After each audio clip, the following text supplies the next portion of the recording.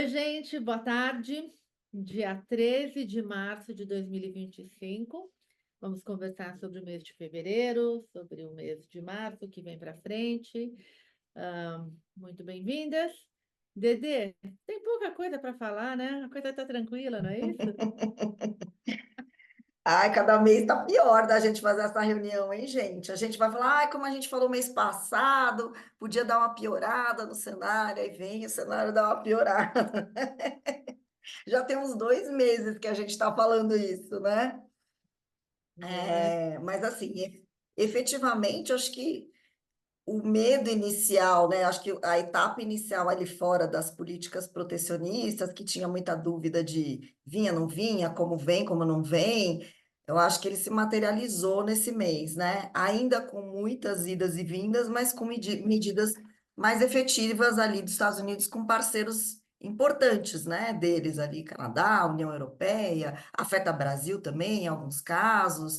E aí eu acho que o temor de que você tenha um impacto importante ali na economia americana, de inflação e de desaceleração, né, das duas coisas, eu acho que efetivamente acabou dominando o quadro ali no período mais recente. Ainda que os indicadores da economia mesmo, né, os indicadores de mercado de trabalho tenham vindo até bem, né, no sentido de que mostram desaceleração, que era um pouco o caminho que a gente espera, né, até para poder ter alguma redução ali em juros. Você acha que veio num caminho positivo, mas as preocupações, eu acho que em relação ao futuro ali, né, o cenário mais prospectivo, continuam e se intensificaram. Acho que isso no cenário internacional foi o mais marcante, né? O quadro de protecionismo se confirmando. E domesticamente, a gente tem o mesmo cenário de instabilidade que a gente tinha conversado, né? Assim, fizemos uma reforma ministerial que acho que serviu para muito pouco, acho que só para gerar mais apreensão. O número de inflação que saiu ontem de IPCA foi um número ruim, mas eu acho que não era um número muito diferente do esperado, né? Com o fim o daquele. IPCA 15, o IPCA 15 era 1,27, qualquer coisinha, 1,25? Ficou até. E a expectativa era mesmo de uma piora, né? Porque você teve aquela história da redução das contas de luz, que não aconteceria mais. Então, acho que assim, ele não veio fora do esperado, mas ele continua mostrando uma inflação acumulada, né? Acima da meta. Então, acho que continua preocupante aí o quadro de inflação e do lado de anúncios de possíveis medidas para conter o quadro fiscal, a gente não teve absolutamente nada, né? Eu acho que se a gente for colocar, ainda que o anúncio de aumento de crédito consignado privado ali não tenha sido nada também fora do esperado, a gente tinha conversado bastante com os bancos, tinha tido aqui na Tendências alguns pedidos de trabalho para essa linha, na prática eu acho que não veio nada muito diferente do que se esperava, mas sou estranho você estimular o aumento do crédito e do consumo no momento em que você quer esfriar a economia para segurar a inflação. Acho que esse que é a questão fundamental, né? Podia estar na gaveta, já estava para ser feito, mas soa meio estranho. Então, acho que, em linhas gerais, a gente tem um cenário que continua bastante desafiador, é, e com aumentos aí de Selic à frente, né? Acho que a gente não sabe direito onde termina, eu acho que ainda continuam dúvidas de onde termina. A gente começou o mês mais com a ideia assim, o Banco Central talvez termine em 15, não tenha nada muito além disso, mas eu acho que não há nenhuma segurança de que você não precise subir mais juros além disso, né? Então, em linhas gerais, eu acho que a gente continua com um quadro bem preocupante, bem difícil aí no campo econômico, né? Só recapitulando, a gente terminou o ano com a Selic de 12,25. Foi a última reunião que o Roberto Campos Neto participou. Eles já deixaram naquela reunião encomendado, 2 aumentos, né?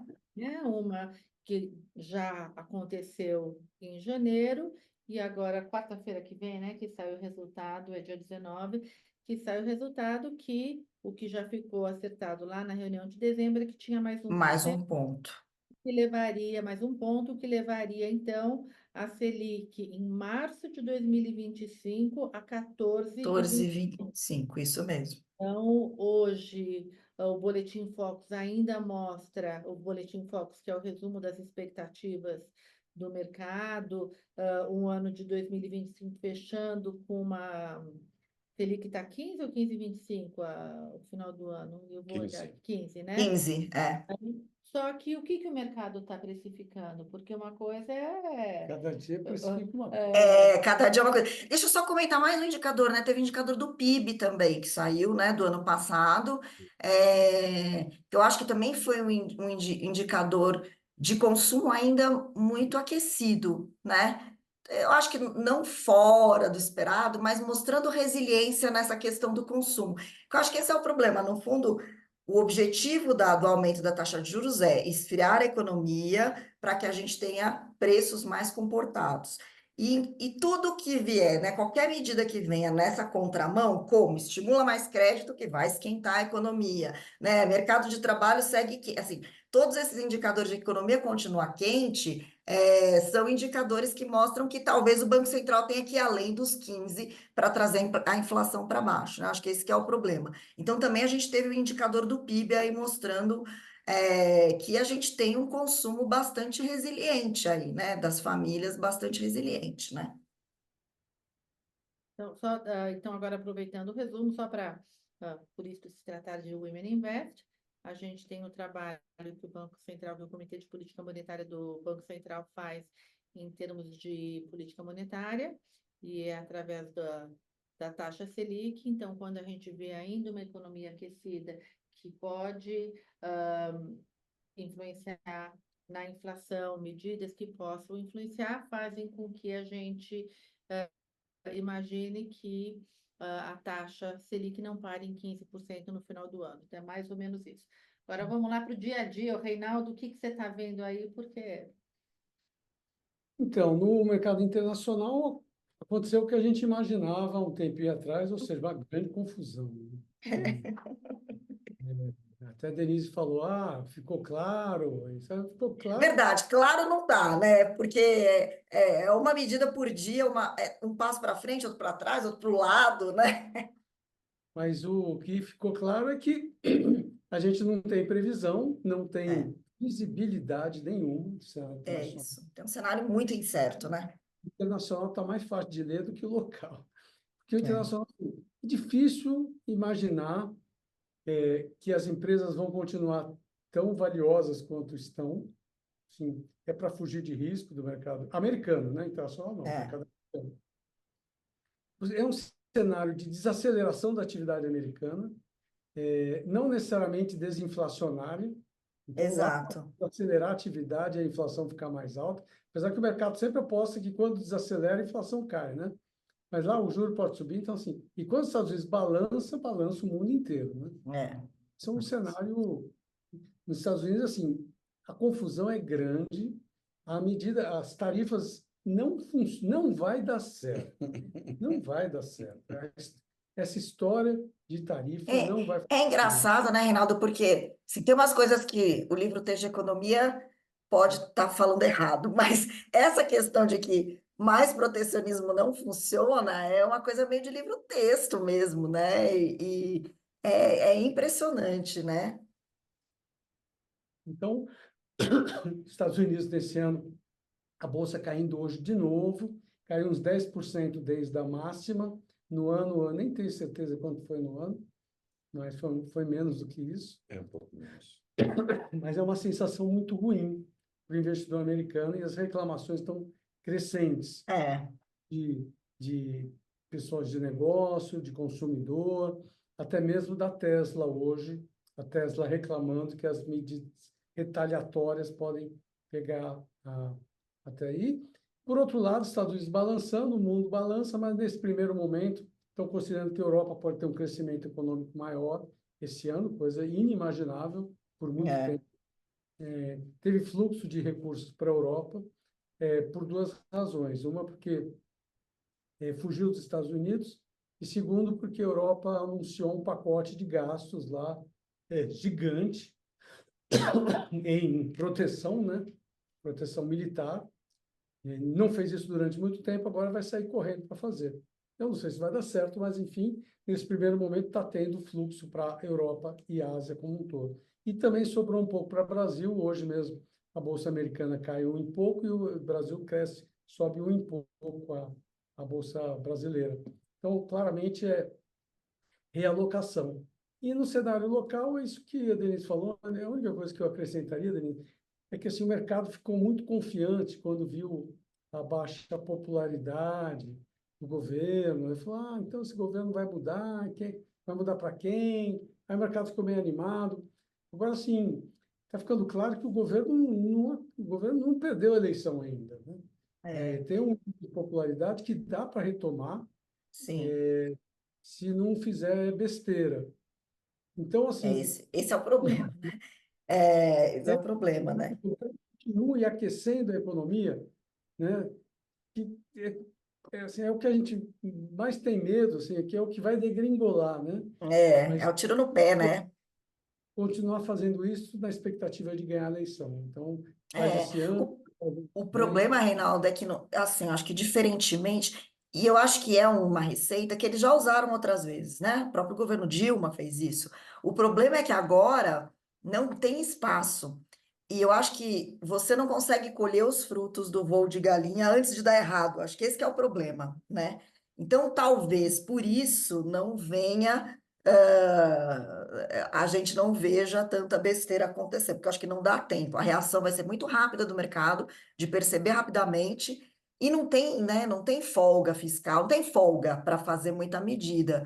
Se você, Mas mesmo assim, empurrar com a barriga é ruim, né? Porque eu acho que esse vai ser um governo de empurrar com a barriga, sem grandes agendas, sem grandes coisas para, né? Tem lá a reforma da renda ali, do imposto de renda, mas que acho que até nem, não sei nem se passa no Congresso, tem muitas dúvidas. Então, assim, é um negócio que vai, empurra com a barriga, e é bastante tempo empurrando com a barriga, né? A gente está falando de 1 ano e meio, então não é fácil, não. Agora, é só como um comentário, isso que a gente está falando, ele está empurrando com a barriga já faz um tempinho até, né? Já, Sim, mas quando é a gente cada. acha que vem alguma Hum, coisa, não, É, agora sai, por menor que seja, por menos impactante que seja, uma medida sai, mais uma medida aí para estimular mais. É que ainda tem muito tempo para ele gastar barriga, né? tem. tem Não muita dá para. barriga ainda para Então, tem muita barriga ainda. Quer dizer, ele tem muito tempo ainda para ele ficar empurrando. A barriga vai acabar antes do tempo, né? Mas eu acho que, concretamente, se eu me lembro de alguma coisa, desde a última conversa que a gente teve, acho que o que mais mudou, e foi lá fora, não foi aqui dentro, foi a perspectiva com relação ao comportamento dos juros nos Estados Unidos, né? Certamente 2 meses atrás, eu não tenho tanta certeza, 1 mês atrás, a gente acreditava que não haveria mais redução de juros nos É, Estados Unidos, né? Quer dizer, me lembro que a gente conversou até sobre a perspectiva da Goldman, que falava de 2 cortes de juros, e depois a gente disse, olha, não deve vir corte nenhum, mas a ação intempestiva e absolutamente desarrazoada, né? Não posso dizer nem que tenha sido do governo americano, mas do presidente dos uhum, Estados Unidos. Foi um negócio tão monumental, né? Em tantas frentes diferentes, que hoje o mercado já dá como certo 2 cortes de juros. é. Quer E que dizer, eu também continuo com dúvidas, né? Porque nesse cenário que o Reinaldo falou de economia desaquecendo, mas inflação não cedendo, que é um cenário bastante plausível, né? Porque no fundo você vai aumentar custo de produção ali com as tarifas, né? Não sei também se tem espaço para redução, ainda que tenha economia mais fria, né? pois é, mas aí é que está, né, Denise? Você citou o livro-texto de economia, que também não cita estagflação como sendo uma Não, possibilidade analisável, né? sim, sim, E concordo. para isso, não, se a gente esquecer os planos heterodoxos do Brasil aqui nas décadas de 70 e Sim, 80, tem muita coisa para fazer contra isso, né? não. O que eu acho que é mais interessante é que, pelo menos na minha cabeça, os problemas do Brasil, né, se tornaram muito menos relevantes do que o que está acontecendo no resto do mundo, sob várias frentes diferentes. Concordo. Quer dizer, o presidente americano se mete com a economia, aí ele se mete com a política internacional, aí ele se mete também com o aspecto de relacionamento com aliados que não são mais aliados, ataca os aliados, quer dominar regiões que nunca fizeram parte do governo americano. Diz que é gozado, né? A gente tem um amigo na Flórida que diz que todos os jornais da Flórida não se referem mais ao Golfo do México, eles já se referem ao Golfo da América, né? Quer dizer, é uma coisa absolutamente É. irrelevante, mas Infantil. totalmente ridícula. É, Certo? Então, se você dissesse, não, esse cara tem uma estratégia, e a estratégia dele foi definida de forma ousada, mas existe um plano? Não existe plano nenhum, não existe é. absolutamente coisa nenhuma. Então, a E gente. isso a gente já falou, eu acho, ou no mês passado ou no mês anterior, a gente falou assim: nós temos dúvidas se ele tem uma estratégia por trás ou não. Até porque é isso, era aquele momento lá dos primeiros decretos, né? E a gente fez essa. E a verdade é isso, a sensação que a gente tem hoje é que não tem uma estratégia, né, um plano estratégico por trás e que tem muita coisa meio errática ali sendo feita, causando o que o Reinaldo falou, muita instabilidade no cenário, né? Completa. Olha, só para recapitular, a gente fechou 24 com todo mundo falando, pelo menos tudo que eu assistia, que eu lia, era 2025, Estados Unidos. Sim, sim, sim, Estados sim. Unidos, investimento Sim, lá, não tem o Sim, que discutir, tecnologia. sim, tecnologia, não tem para mais ninguém. sim. Então, é uma mudança muito grande, como hoje de manhã foi falado, não tem 2 meses de governo Não, dia 20 É isso, faz muito pouco tempo. de É uma coisa janeiro. impressionante. Né? Quer dizer, então, eu acho que o desarranjo, não é, que o mundo todo está sofrendo por causa da cabeça. Hoje, por exemplo, foi uma coisa assim, para mim, patética. Né? Ele, de uma hora para outra, disse que pode impor uma tarifa de 200% sobre o vinho europeu.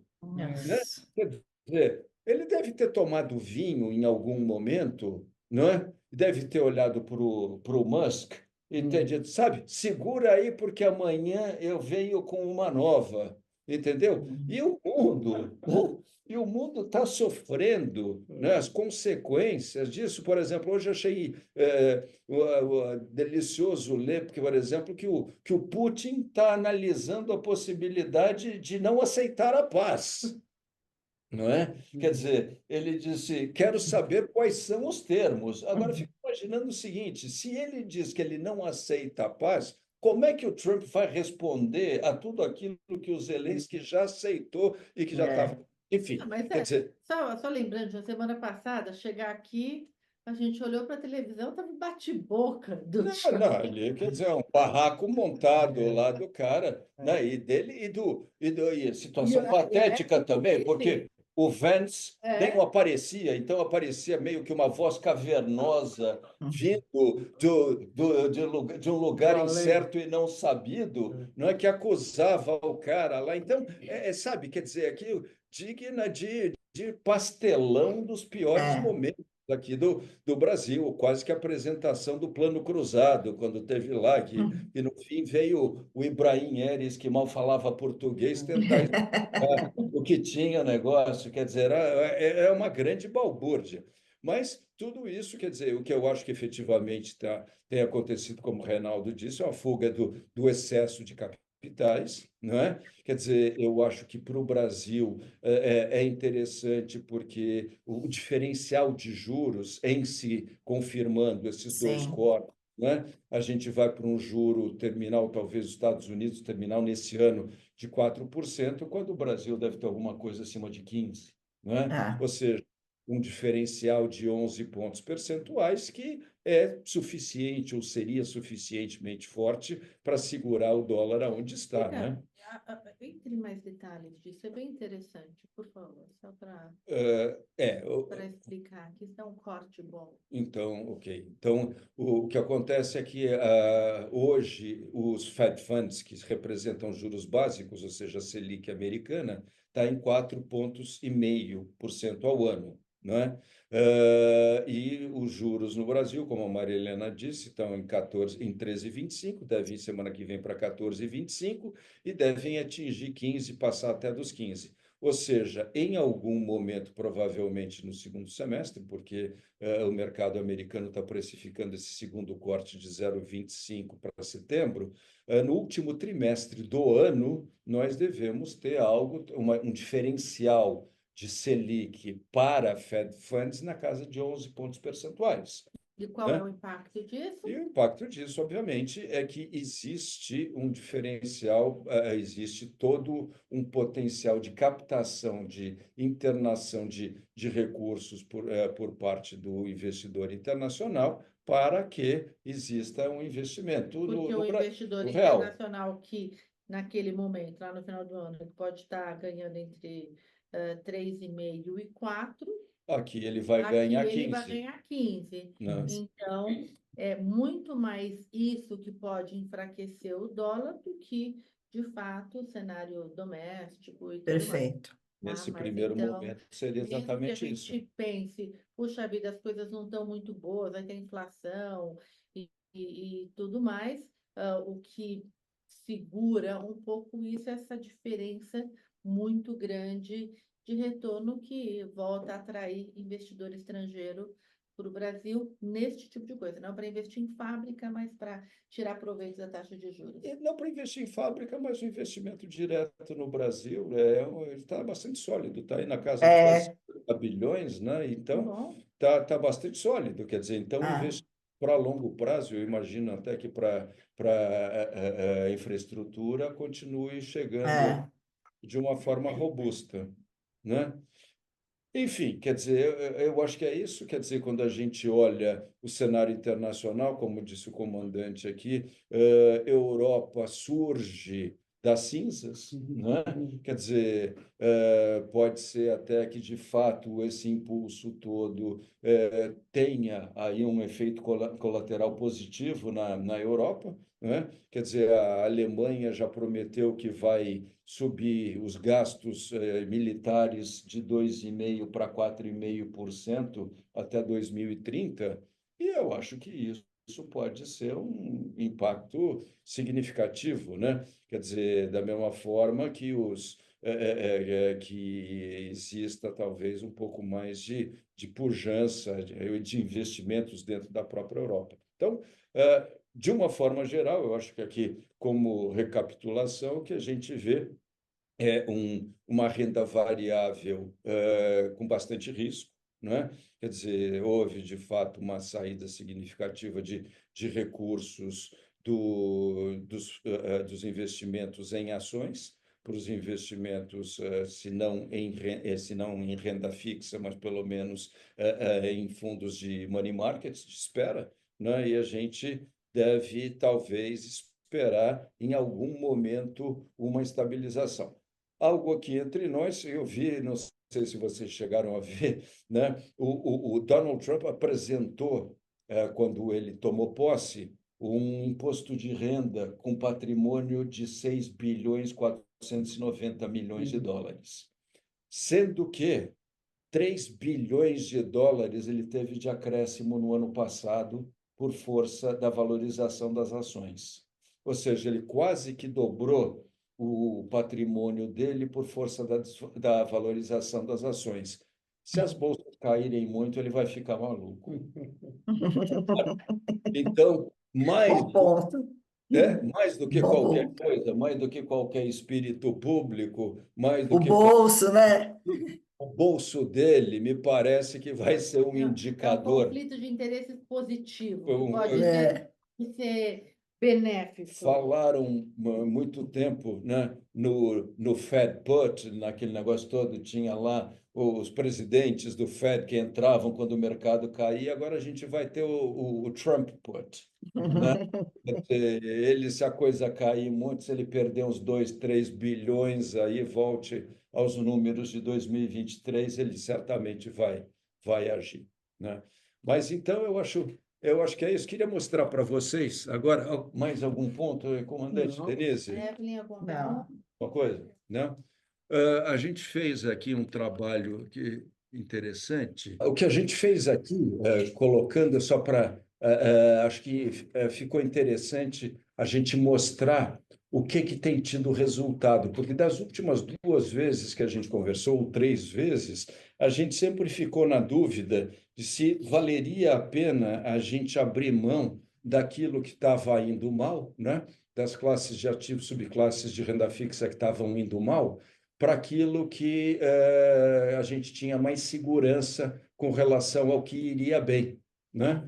Então, o que a gente fez aqui? A gente listou no mês, ano e 12 meses todos os resultados de cada um desses índices que nós utilizamos para efeito de determinação de alocação.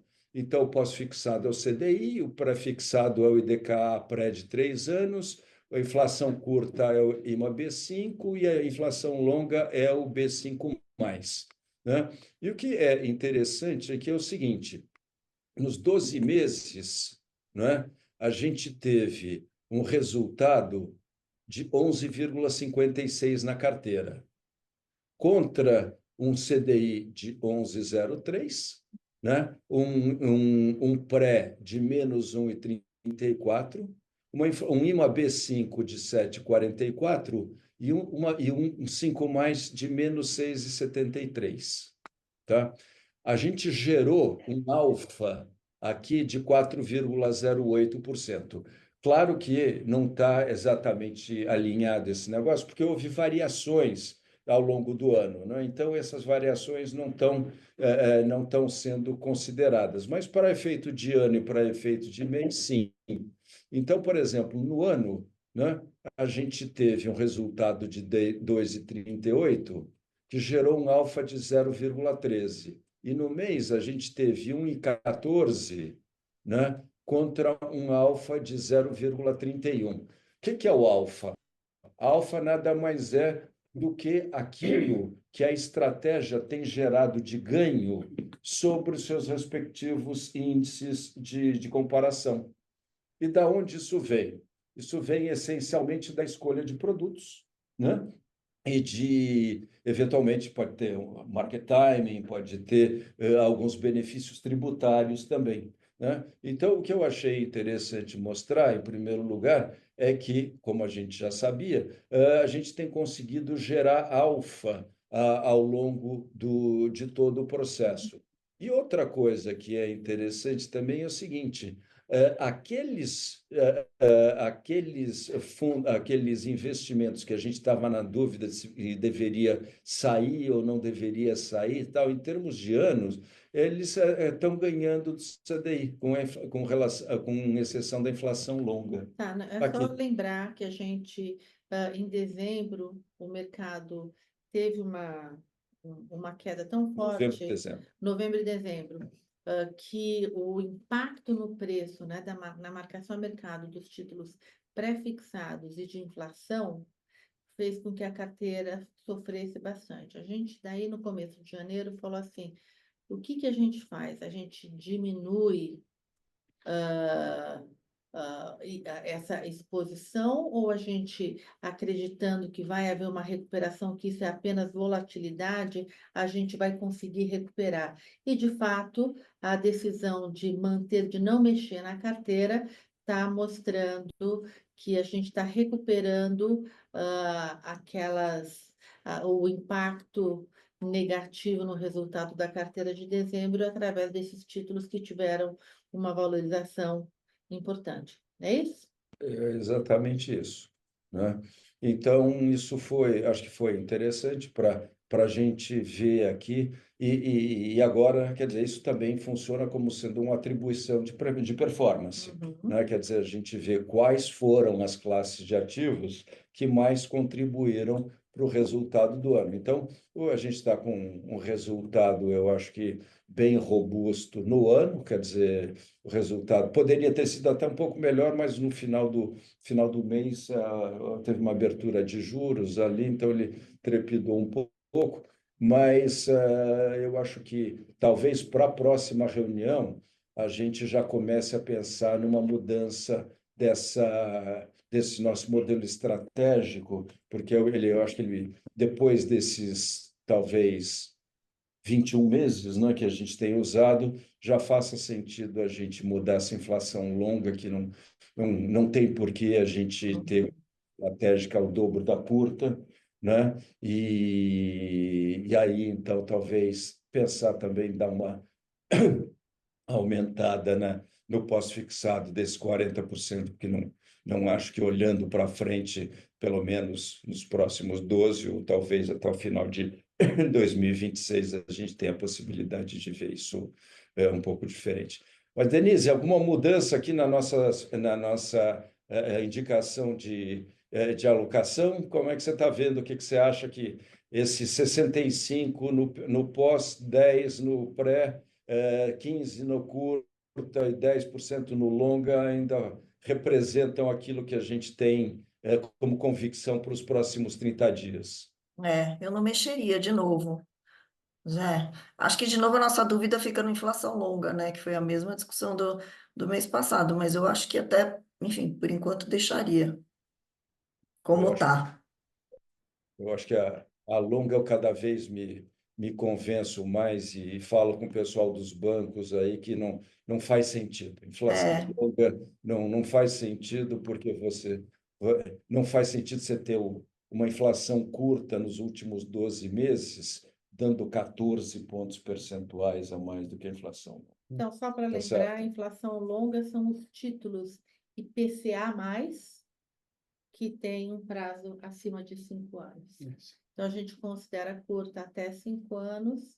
E também lembrando que papéis inflação e pré-fixados, eles têm uma volatilidade na medida que o mercado oscila em relação aos movimentos da economia, de expectativa e de tudo mais.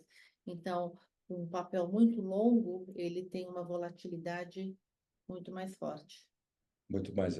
Muito mais. Comandante, É isso mesmo.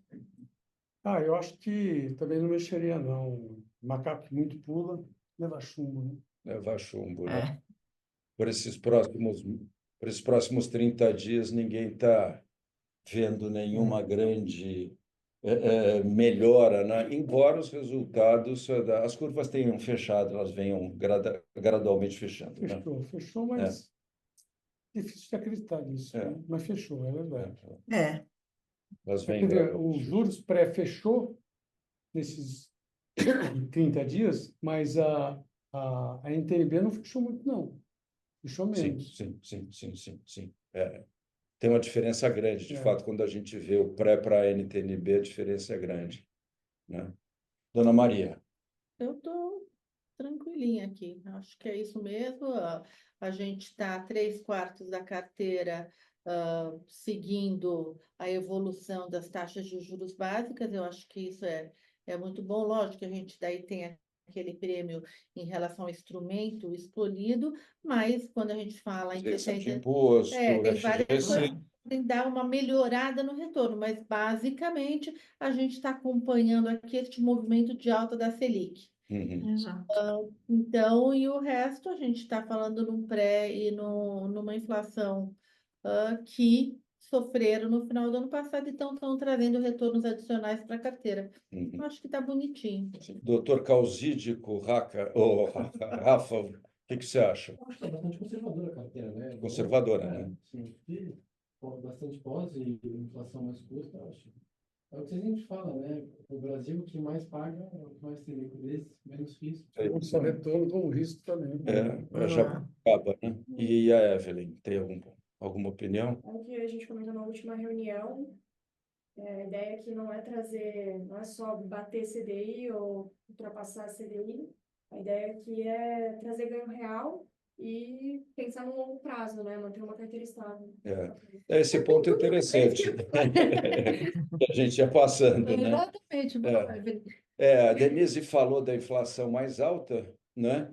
E, de fato, a inflação com 1,31, obviamente, a gente não pode considerar que seja um padrão. Exatamente. Não, sem dúvida. Quer dizer, se a gente pegar esse 1,31 e considerar isso para 12 meses, a gente vai chegar a 16%. O que não Uhum. vai acontecer. O que não vai acontecer. Então, é verdade que a gente, nesses 2 primeiros meses do ano, não é? Quer dizer, a gente com um resultado de 2,38 contra uma inflação de 1,31 mais 0,26, se não me engano, alguma coisa, ficou com um resultado real abaixo daquilo que tem sido a norma, não é? Mas continua com o resultado Continuamos do com o resultado resultado Sim. real, continuamos ganhando do CDI, mas com a inflação desse tamanho não há quem pode, né?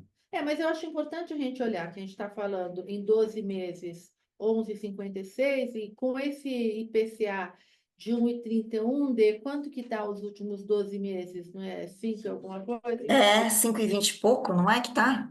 Foi Poxa, 5,4, então a alguma gente coisa. está falando aí de uma diferença de 6%, quer dizer, é um ganho real bastante robusto Sim. para esse período. Com uma perspectiva aí de alargamento ainda mais, porque Porque a gente os está juros vendo estão os juros subindo. subindo e é um Isso. objetivo de inflação. Exato. Mas é bom sempre lembrar que a gente tem que proteger a nossa carteira do seu poder De compra. E vamos ver aí como é que funciona esse negócio de acelerar. Se o comandante, ano passado, no Z-Summit, já fez essa pergunta, né? Como é que você concilia uma política fiscal totalmente frouxa com uma política monetária apertada? Você gasta gasolina e não sai do lugar, quer dizer, o tipo da coisa. Importante, você falou de um evento dia 5 de abril, teremos a 4ª edição do Z-Summit, um congresso de investimentos com foco no jovem, mas cujo conteúdo é muito interessante para todo mundo. Então, vai ser no sábado, jovens da Os geração. mais velhos que vão sempre aproveitam.